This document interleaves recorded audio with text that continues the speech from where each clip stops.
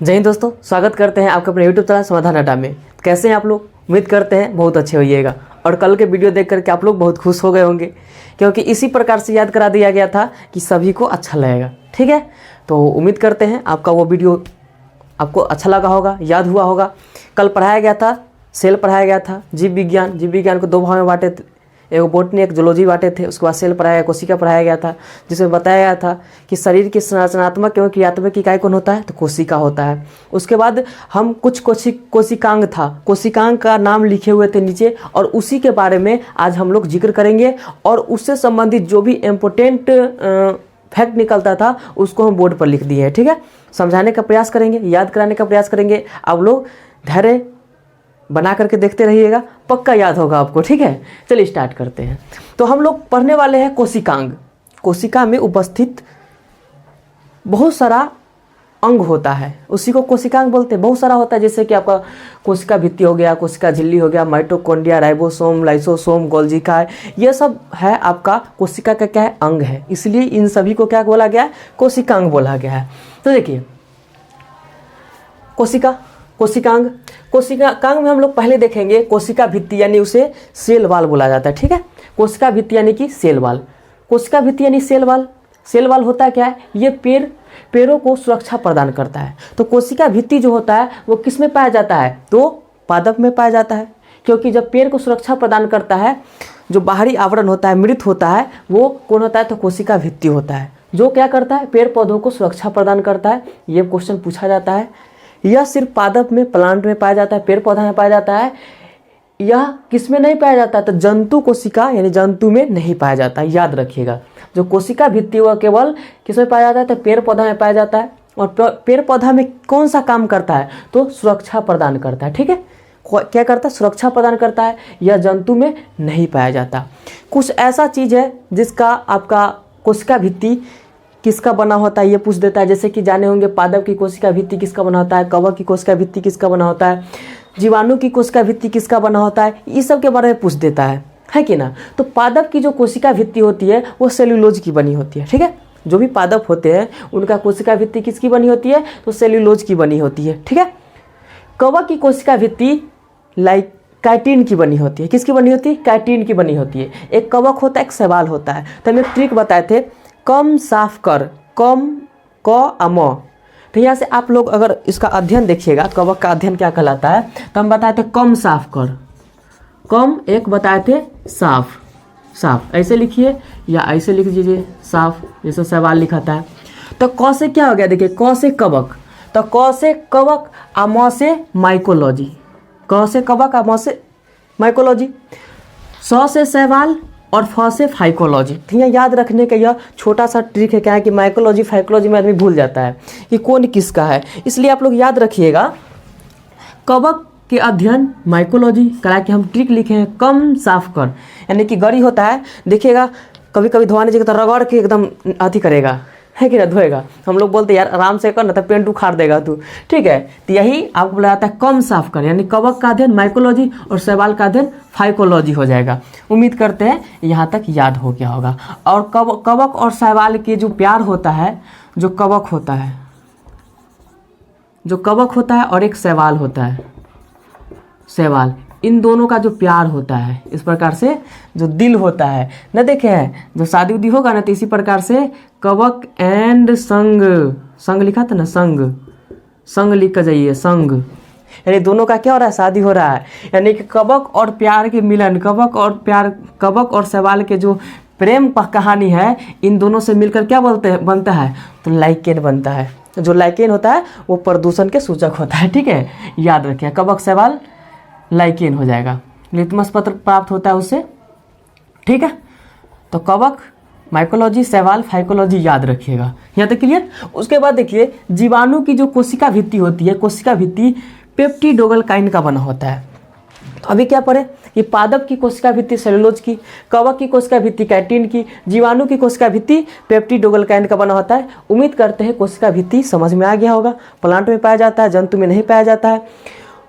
ठीक है, कोशिका भित्ति अलग अलग प्रकार, जैसे पादप में सेलुलोज का, कवक में काइटिन का, जीवाणु में पेप्टिडोग्लाइकान का बना होता है। उम्मीद करते हैं यहाँ तक याद हो गया होगा, यानी कोशिका भित्ति क्लियर हो गया होगा। ठीक है, हम इसमें वही लाएंगे जो एग्ज़ाम में पूछा जाता है। ये इसमें से जितना लिखा गया है ऐसा एक भी बताइए जो एग्ज़ाम में नहीं पूछा गया होगा। तो आप लोग धैर्य बना के देखिएगा, सारा याद हो जाएगा, ठीक है, उम्मीद कीजिए। चलिए, कोशिका झिल्ली यानी सेल मेम्ब्रेन बोला जाता है। कोशिका झिल्ली को सेल मेम्ब्रेन बोला जाता है। इस कोशिका झिल्ली होता है यह लिपिड और प्रोटीन का बना होता है। क्या होता है? लिपिड और प्रोटीन का बना होता है। लिपिड और प्रोटीन का बना होता है। हम चाहते क्या है कि आपका 15 से 20 मिनट के क्लास में उतना ही इसमें कंसेप्ट डाला जाए, उतना ही चीज़ रिवीजन करवाया जाए कि आपको बेहतर ढंग से समझ में आए, याद करवा दिया जाए। अब फिगर के माध्यम से बना दे पादप कोशिका, जंतु कोशिका, फिर उसमें सब दर्शाए राइबोसोम, लाइसोसोम।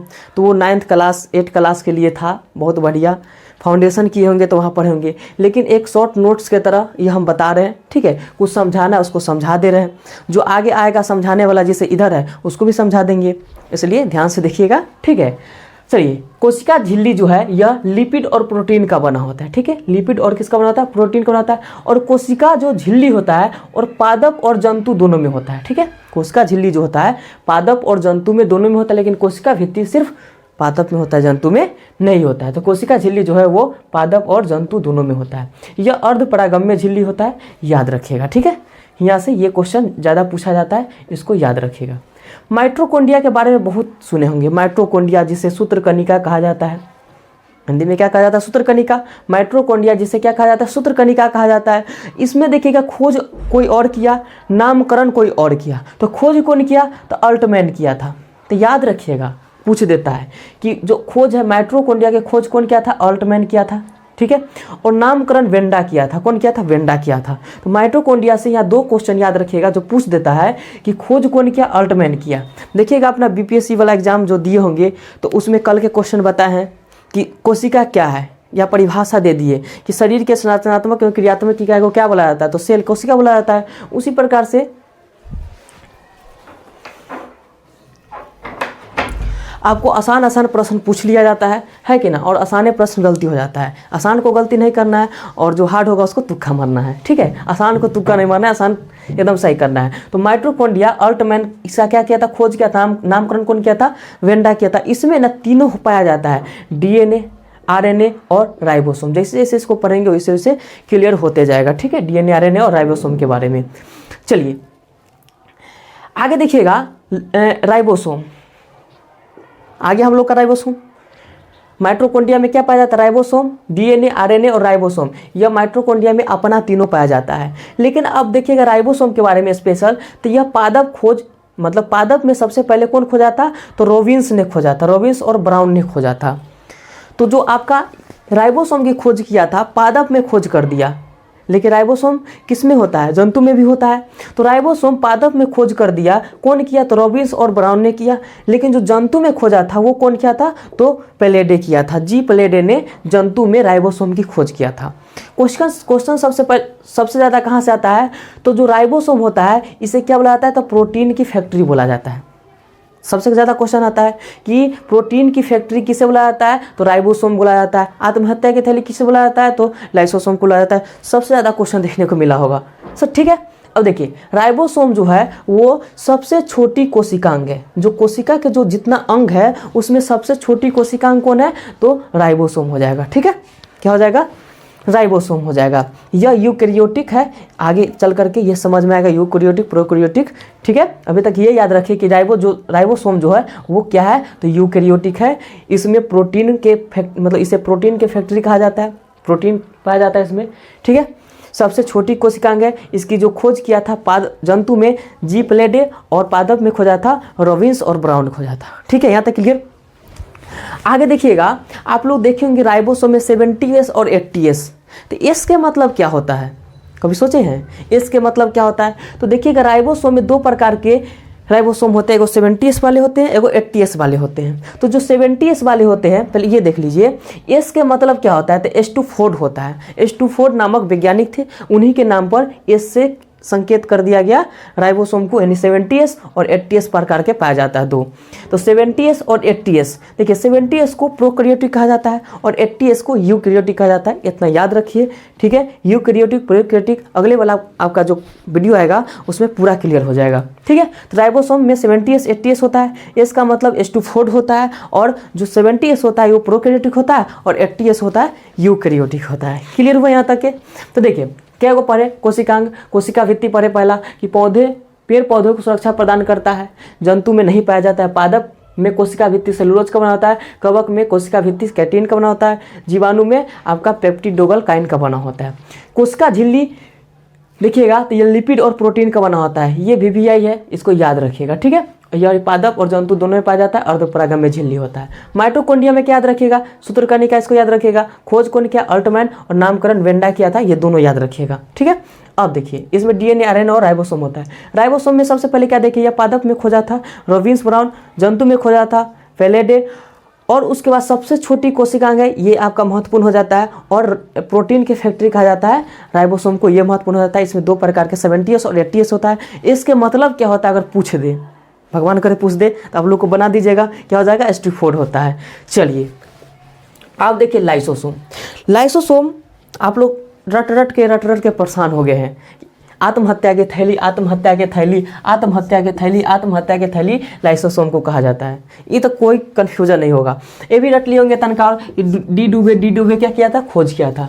लाइसोसोम की खोज डी डुबे, लाइसोसोम की खोज डी डुबे, आत्महत्या की थैली लाइसोसोम, आत्महत्या की थैली लाइसोसोम। उसके बाद यह जंतु में पाया जाता है, बिल्कुल किस में पाया जाता है, जंतु में पाया जाता है। तो लाइसोसोम की खोज डी डुबे ने, आत्महत्या की थैली लाइसोसोम, यह जंतु में पाया जाता है।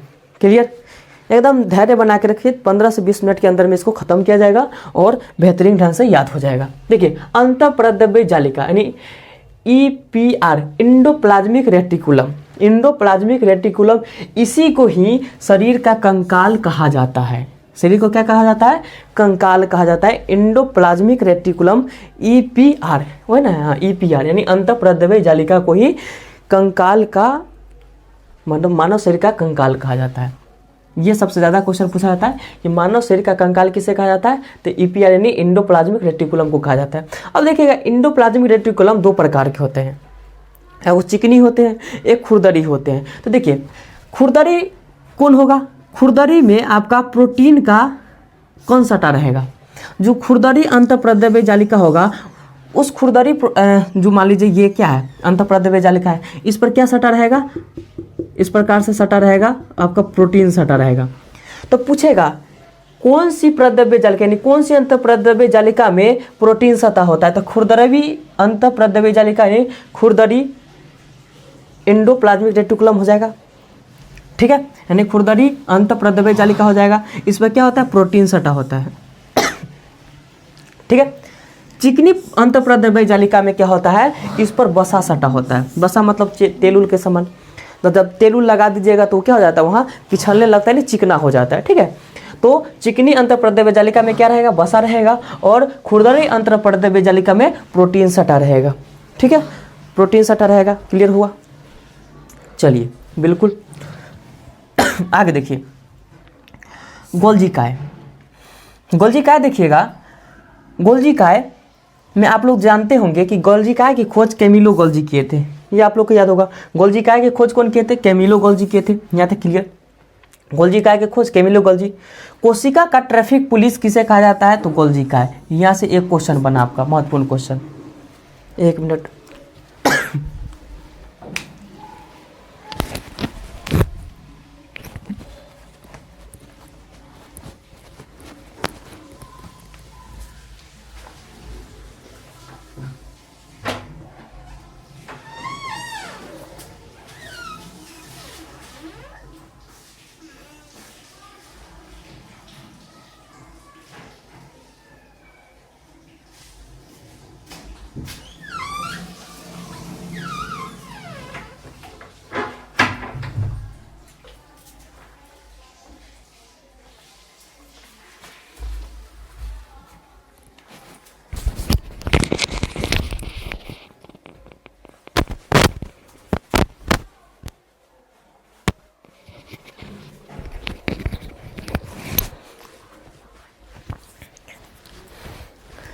ठीक है। पहला नंबर क्या बताया कि गोल्जी काय की खोज कैमिलो गोल्जी किए थे, गोल्जी काय की खोज कैमिलो गोल्जी, गोल्जी काय की खोज कैमिलो गोल्जी, गोल्जी काय की खोज कैमिलो गोल्जी। बोलिए, गोल्जी काय की खोज कैमिलो गोल्जी। कोशिका का ट्रैफिक पुलिस किसे कहा जाता है, तो गोल्जी काय को कहा जाता है। देखिए गली, देखिए यहाँ कैसे आता है, देखिए गोल्जी काय, गली में क्या हो गया, कचरा जम गया, कचरा जम गया यानी भीड़ लग गया, जाम लग गया। गलजी में क्या हुआ, जाम लग गया। गोल्जी काय, गोल्जी में जाना मुश्किल हो गया, यानी गली में जाना मुश्किल हो गया, गोल्जी काय। जब गली में जाना मुश्किल हो जाएगा तो क्या फलता है, ट्रैफिक पुलिस आता है। तो कोशिका का ट्रैफिक पुलिस किसे कहा जाता है, गोल्जी काय को कहा जाता है। याद करने का तरीका है भाई, इसमें बायोलॉजी में मत ऐड कर दीजिएगा, ठीक है। गोल्जी काय, कोशिका का क्या बोला जाता है, ट्रैफिक पुलिस बोला जाता है। कोशिका का कंकाल तंत्र अंतःप्रदेशीय जालिका को बोला जाता है, ठीक है। अब बताइए ताराकाय, ताराकाय को सेंट्रोसोम बोला जाता है। खोज कौन किया था, बोवेरी किया था। कौन किया था, बोवेरी, यानी कि ताराकाय सेंट्रोसोम की खोज बोवेरी किया था। ताराकाय यानी कि सेंट्रोसोम की खोज बोवेरी किया था। यह कोशिका विभाजन करता है। अब देखिए यहाँ से महत्वपूर्ण टॉपिक निकलता है कि कोशिका विभाजन करता है कौन, तो सेंट्रोसोम। कोशिका विभाजन कौन करता है, सेंट्रोसोम करता है। तो हम यहाँ से क्वेश्चन निकाल सकते हैं कि सबसे अधिक सेंट्रोसोम किसमें पाया जाता है, यानी कि ये क्वेश्चन ऐसे बनेगा कि सबसे अधिक सेंट्रोसोम किसमें पाया जाता है, तो कन्फ्यूजन हो जाएगा। हम तो पढ़े थे सबसे अधिक कोशिका विभाजन आपका यहाँ लीवर यानी यकृत में होता है, सबसे कम मस्तिष्क में होता है। लेकिन ये क्वेश्चन दे दिया कि सबसे अधिक सेंट्रोसोम। सेंट्रोसोम के मतलब है क्या होता है, कोशिका विभाजन, यानी सेंट्रोसोम क्या करता है, कोशिका विभाजन करता है। तो याद रखिएगा यह कोशिका विभाजन करता है, यानी कि सेंट्रोसोम करता है। यानी सबसे अधिक सेंट्रोसोम या कोशिका विभाजन कहाँ होता है, तो यकृत यानी लीवर में होता है। क्लियर। और सबसे कम सेंट्रोसोम यानी कि कोशिका विभाजन किसमें होता है, तो मस्तिष्क में होता है। ये दोनों याद रखिएगा। उम्मीद करते हैं क्लियर हो गया होगा। आगे देखेंगे न्यूक्लियस यानी केंद्रक। रॉबर्ट ब्राउन ने 1831 में न्यूक्लियस की खोज किया था। कोशिका का दिमाग कहा जाता है और यह कोशिका का यानी कोशिकांग का सबसे बड़ा भाग है, ठीक है। सबसे छोटा कौन था, राइबोसोम था। और सबसे बड़ा कोशिकांग कौन हो जाएगा, केंद्रक हो जाएगा। सबसे बड़ा कोशिकांग, देखिए सबसे बड़ा कोशिकांग केंद्रक हो गया, ठीक है।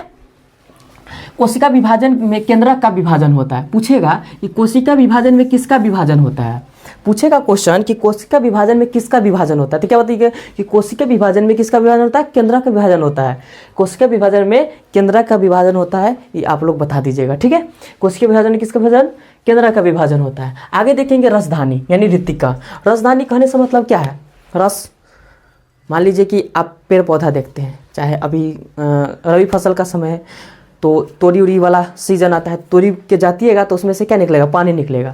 तो आपका रसधानी, रस किस में होगा, जिसमें पानी होगा। यानी कि ऋतिका किस, रसधानी के मतलब क्या, ऋतिका यह जल संग्रहण करता है। रसधानी जो होता है वो जल संग्रहण करता है कि ना। रसधानी क्या संग्रहण करता है, जल संग्रहण करता है। और यह पादप में सबसे बड़ा होता है, पादप में सबसे बड़ा होता है। हम लोग में किधर जातने पर देखे तो पानी किन्हों से निकल रहा है, नहीं निकल रहा है। तो रसधानी जो होता है वो पादप में सबसे बड़ा होता है और जंतु में बहुत छोटा होता है, ठीक है। तो रसधानी जो होता है वो पादप में सबसे बड़ा होता है, इसको याद रखिएगा। आगे देखिएगा, हम लोग देखेंगे यह आपका पूरा जो है कोशिकांग है। कोशिकांग में भी आप कुछ देखिएगा, इधर आ गया लवक, देखिए प्लांटिड, डीएनए आरएनए और राइबोसोम इसमें भी पाया जाता है। तो पूछेगा निम्नलिखित में से किसमें डीएनए आरएनए और राइबोसोम खुद का होता है, तो ऐसी दे देगा, लवक दे देगा। उसके बाद इधर माइटोकॉन्ड्रिया दे देगा। इस समय क्या होता है आपका, डीएनए आरएनए और राइबोसोम खुद का होता है, ठीक है। यह केवल पादप में होता है। जो लवक होता है वो किस में होता है, तो सिर्फ पादप में होता है, इसको याद रखिएगा। अब देखिए पादप जो होता है वो लवक जो होता है वो 3 प्रकार के होते हैं, वर्णी लवक, अवर्णी लवक और हरित लवक होता है, ठीक है। वर्णी लवक का क्या काम है, अवर्णी लवक का क्या काम है और हरित लवक का क्या काम है, उसको देख लेते हैं। देखिए पहला नंबर देखिएगा वर्णी लवक। पहला नंबर क्या है, वर्णी लवक। तो वर्णी लवक को ही क्रोमोप्लास्ट कहा जाता है। वर्णी लवक को ही क्रोमोप्लास्ट कहा जाता है। तो पूछ देगा क्रोमोप्लास्ट का क्या कार्य है, क्या प्रदान करता है, तो रंग प्रदान करता है, ठीक है। यानी कि जो वर्णी लवक है, वर्णी लवक का क्या कार्य है, क्या प्रदान करता है, तो रंग प्रदान करता है। या क्रोमोप्लास्ट क्या प्रदान करता है, तो रंग प्रदान करता है। जैसे किसी भी चीज़ में लाल रंग, जैसे टमाटर में लाल रंग, चुकंदर में लाल रंग, गाजर में लाल रंग, किसके कारण होता है, तो क्रोमोप्लास्ट यानी कि वर्णी लवक में होता है, ठीक है। वर्णी लवक या क्रोमोप्लास्ट के कारण ही टमाटर का लाल रंग, चुकंदर का लाल रंग और गाजर का लाल रंग होता है। यहाँ तक क्लियर हुआ। यानी कि ओवरऑल हम लोग क्या देखें कि जो वर्णी लवक होता है यानी कि क्रोमोप्लास्ट होता है वो रंग प्रदान करता है। जैसे कि टमाटर में लाल रंग किसके कारण होता है, किस लवक के कारण, लाइकोपीन के कारण। टमाटर में लाल रंग लाइकोपीन, टमाटर में लाल रंग लाइकोपीन। हम क्या बोलते हैं, मार्केट से टमाटर लाए हैं, बोलते कि ना बोलते हैं, तो टमाटर क्या किए हैं, लाए हैं लाइकोपीन।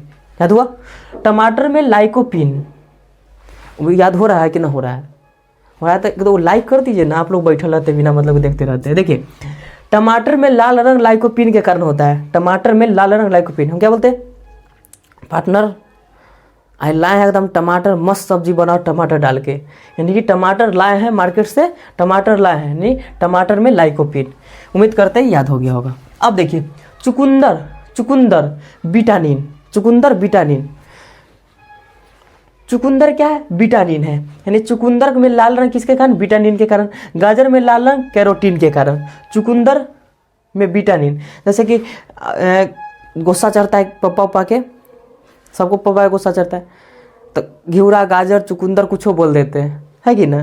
तो देखिए चुकंदर, चुकंदर में लाल रंग किसके कारण, विटामिन के कारण, ठीक है। या कहते हैं बेटा चुकंदर ले आओ, तो बेटा क्या किया, चुकंदर लाने गया, तो चुकंदर में लाल रंग किसके कारण होता है, विटामिन के कारण होता है। याद रखने का तरीका है तो भूल जाएगा, तीनों में चारों में कन्फ्यूजन हो जाएगा।